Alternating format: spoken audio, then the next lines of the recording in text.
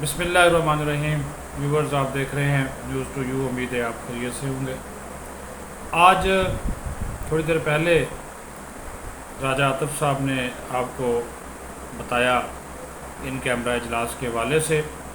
ये जो मेरा वीलाग है ये भी उसी का तसलसल है, लेकिन मैं बात करूँगा army chief general Syed Asim Munir की, जिन्होंने आज खुलकर अपने दिल की जो बातें हैं वो अरकान पार्लियामेंट के साथ शेयर की हैं, और उन्होंने अपना एक मौक़िफ़ आइन के हवाले से, पार्लियामेंट की बालादस्ती के हवाले से, मुल्क में अमन व अमान के हवाले से, दहशत गर्दी के हवाले से अवामी नुमाइंदों के सामने रखा है।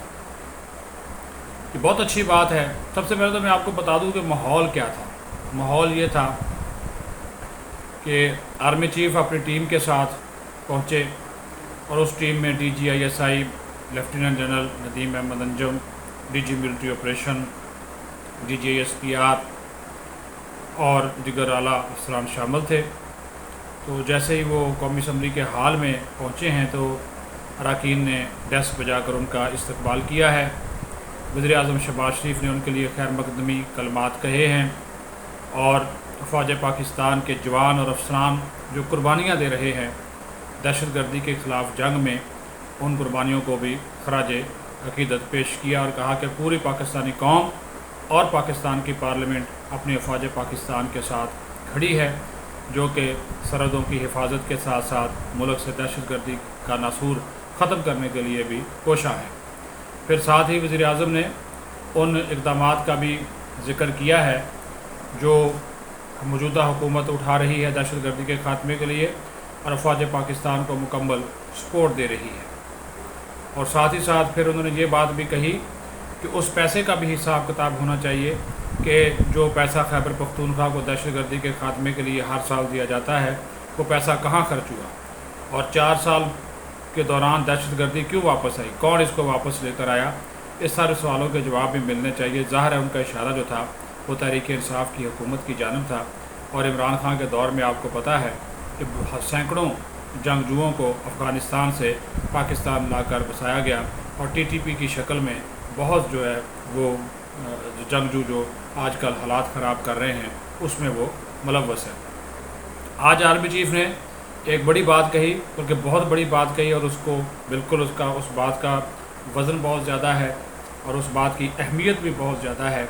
वो इस तनाज़ुर में कि आर्मी चीफ ने ये एक पैगाम भी दिया, और पार्लियामेंट के फोरम पर खड़े होकर ये पैगाम दिया कि अब हमें नए और पुराने पाकिस्तान की बहस को ख़त्म कर देना चाहिए।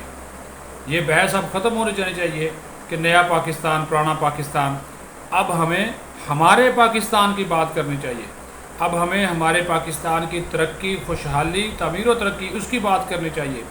फिर उन्होंने कहा कि अल्लाह के फजल व करम से इस वक्त पाकिस्तान में किसी भी जगह पे, चाहे वो कबायली इलाका है, चाहे वो कराची है, चाहे वो कोई भी इलाका है, किसी जगह पे भी कोई नो गो एरिया नहीं है, और दहशत गर्दों के पास रियासत की रिट को तस्लीम करने के अलावा कोई दूसरा रास्ता नहीं है।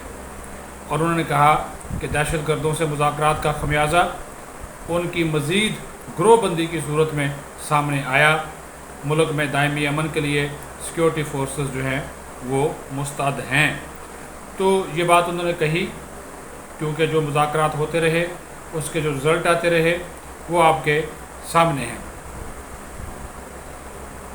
और उन्होंने कहा कि दहशत गर्दी के ख़िलाफ़ ये जो हम एक जंग लड़ रहे हैं, ये एक रियासत की कैंपेन है, बाकायदा एक मुहिम है, जो कि रियासत पाकिस्तान की पहले से मंजूर शुदा और जारी हिकमत अमली, डिटरेंस, डायलॉग और डेवलपमेंट पर मबनी है।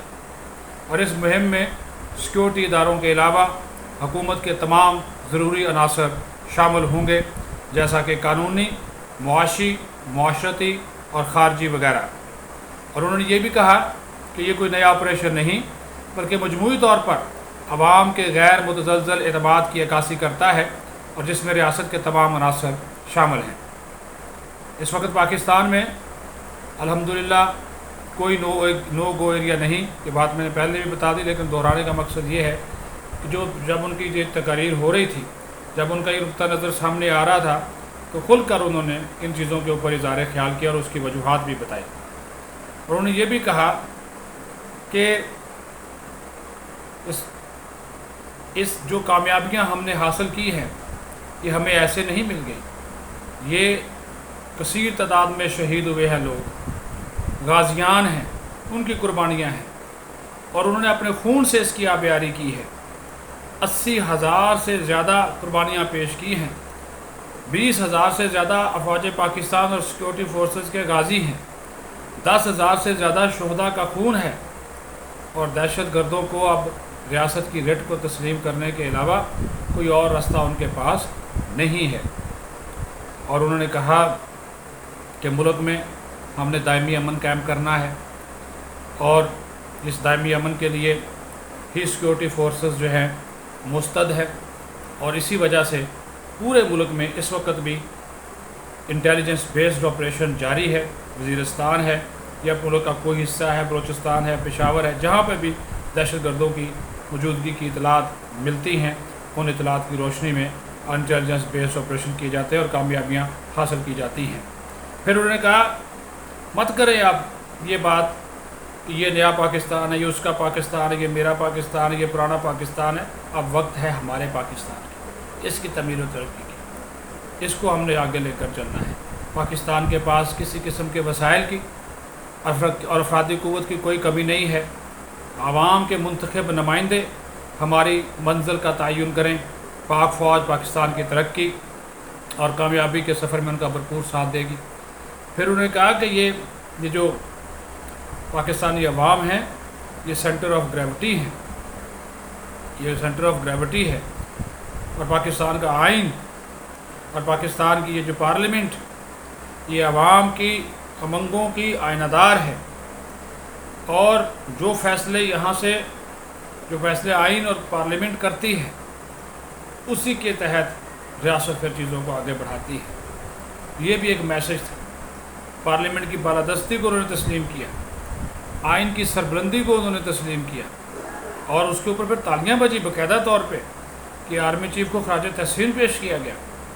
بات یہی ہے کہ جب آپ کی فوج کا سربراہ سیاست سے مبرہ ہو، اس کو کوئی سروکار نہیں، انہوں نے کوئی سیاسی بات نہیں کی، لوگوں نے بڑی سیاسی تقاریر کی، ان کے سوالات کے بھی جواب دیے، لیکن انہوں نے اپنے آپ کو جو جوابات دیے وہ پاکستان کی سلامتی، سالمیت، خود مختاری، دفاع اور اس کی خوشحالی اور ترقی کے حوالے سے دیے، اور کہا کہ جب حکومت وقت، ریاست، فوج پاکستان اور عوام فوج کے ساتھ کھڑے ہیں، دنیا کی کوئی طاقت پاکستان کو شکست جو ہے وہ نہیں دے سکتی۔ اور اسی وجہ سے جو اراکین تھے، خود وزیر اعظم تھے، انہوں نے ان کی تقریر کو اپریشیٹ کیا اور ڈیسک پہ جا کر ان کو خراج تحسین پیش کرتے رہے۔ اپنا خیال رکھیں، بہت شکریہ۔ پاکستان زندہ باد۔